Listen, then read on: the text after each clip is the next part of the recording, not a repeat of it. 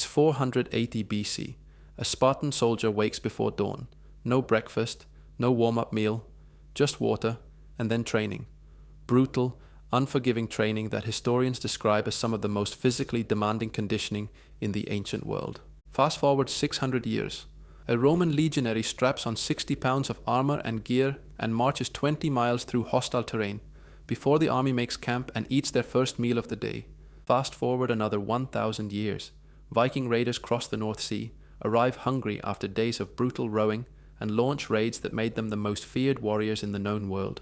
3 civilizations, 3 continents, thousands of years apart, and they all arrived at the exact same conclusion. That fasting was in some way beneficial to the body when it was under stress. Here's the question nobody's asking. Why? These cultures had no contact with each other, no shared science, no journals, no internet. The Greeks and the Norse never traded notes on training methodology, and yet the Spartan Agoge, the Roman legion, the Ottoman Janissaries, the Persian immortals, they all built their training systems around a state of deliberate, strategic hunger. When multiple independent civilizations separated by centuries and thousands of miles converge on the same physical practice, that's not coincidence. That's biology. They weren't doing this because they had no choice. The Roman Empire had enormous agricultural infrastructure. Soldiers could have eaten before training. The Spartan state chose to keep their boys in a state of controlled hunger. It was doctrine, policy, written into their military code. They were observing something real. And it took modern science until the last decade to finally explain what they were seeing. When you eat, your body runs on glucose, sugar from food. It's fast, it's easy, and your body will always use it first if it's available. Think of it as cheap fuel your body burns through quickly. But when you train in a fasted state, roughly 12 to 16 hours after your last meal, something fundamental shifts. Insulin drops to near zero. Your body stops looking for incoming food and starts tapping stored energy instead, specifically fat. Scientists call this the metabolic switch, and when it flips, your body transforms from a system burning whatever you just ate into one drawing on tens of thousands of calories of stored fat. To put the math in context, your glycogen stores, the energy from food, hold roughly 2,000 calories.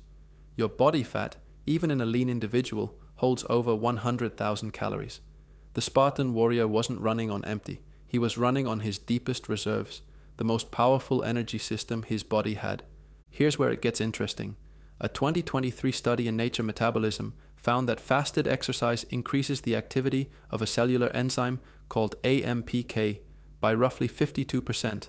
This cellular enzyme is essentially your body's energy sensor, and when it detects that food is scarce and physical demand is high, it triggers a cascade of adaptations. One of the most significant, it forces your mitochondria to multiply. Mitochondria are the power plants inside your cells. More mitochondria means greater energy output, better endurance, more efficient fat burning. Elite endurance athletes have up to 40% more mitochondria than sedentary people. Fasted training is one of the primary ways to build that advantage. The Roman soldier who marched 20 miles before eating wasn't just surviving the march. His body was adapting at the cellular level every single time he did it. Now here's the mechanism that would have made ancient commanders feel vindicated if they'd had the science to describe it. Fasted exercise triggers a dramatic increase in growth hormone, one of the most powerful anabolic and regenerative compounds your body produces naturally. Growth hormone repairs muscle tissue, mobilizes fat, strengthens bone density, and accelerates recovery. A study in the Journal of Clinical Endocrinology and Metabolism found that this surge specifically targets visceral fat, the deep abdominal fat stored around your organs. This is the fat most associated with metabolic disease and early death, and the body preferentially burns it when growth hormone is elevated. The Spartan boy who trained hungry wasn't just building muscle.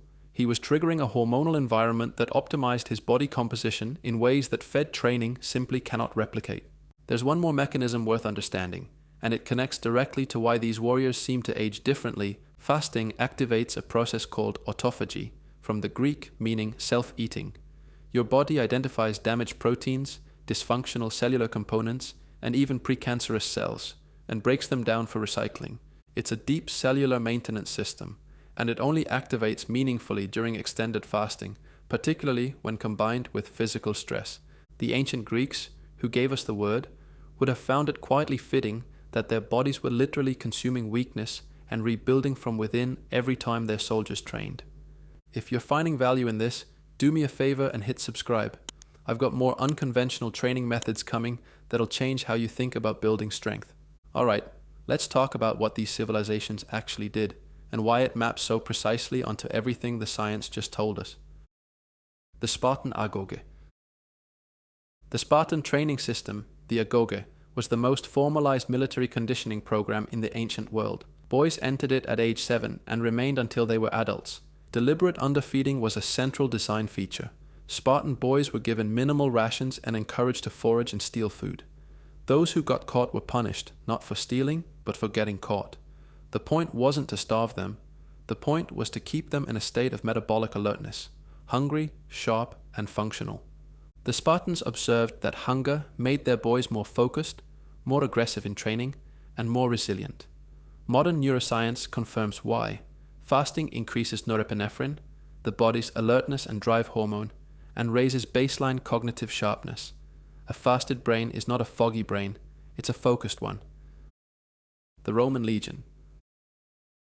The Roman military machine ran on a principle called the kibaria, the soldier's daily ration, but this ration was almost always consumed after the day's physical work was complete. Legionaries trained and marched in the morning and ate in the evening. Roman military manuals were explicit about conditioning expectations. The legionary was expected to march 20 Roman miles, roughly 18 modern miles, in 5 hours under full kit. This was the standard, not the elite, the standard. They did this consistently in a fasted or semi-fasted state for decades, and the physiological result was exactly what the science would predict: extraordinary mitochondrial density, exceptional fat oxidation capacity, and bodies built to sustain long-duration physical output.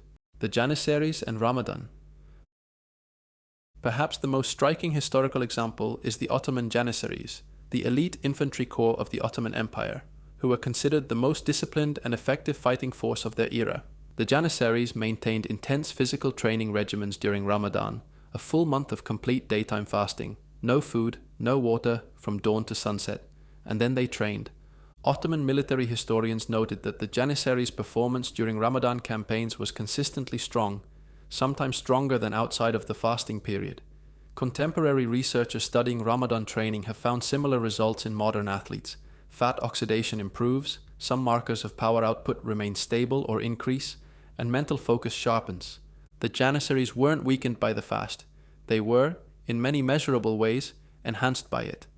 These civilizations weren't following a diet trend. They weren't optimizing their macros or timing their carbohydrate windows.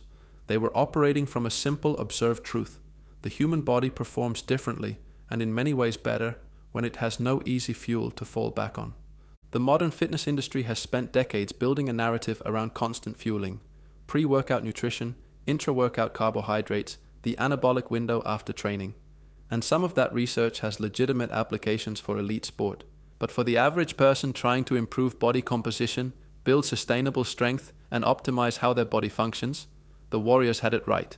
Here's what the research actually supports for most people. For fat loss, low to moderate intensity, fasted cardio, walking, cycling, swimming is highly effective.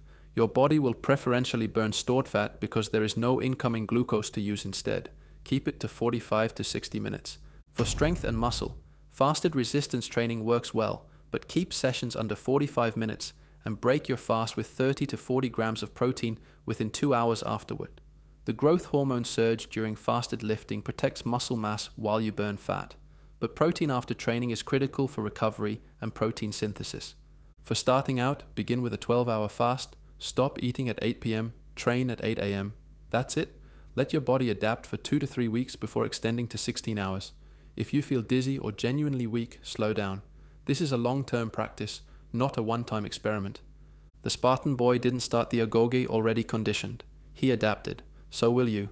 Every warrior culture that built lasting physical excellence arrived at the same place. The body is most capable when it has to be. Not because suffering is virtuous, but because 2 million years of human evolution built a machine that runs best when it's drawing on its own reserves, not on whatever you ate an hour ago. Modern science didn't discover fasted training. It finally explained what soldiers, warriors, and athletes had been practicing for thousands of years. The Spartans knew, the Romans knew, the Janissaries knew. Now you do too. And if you want to train like they did, no gym, no machines, no equipment, I built something for exactly that. The No Gym Warrior program is a 12-week bodyweight training system built around the same principles these warriors used: fasted training protocols, progressive overload without weights, and methods drawn from the same historical practices we've covered on this channel. The link is in the description. It's called No Gym Warrior, and it's everything you need to start building the kind of functional, durable strength these cultures were known for, from wherever you are, with nothing but your own body.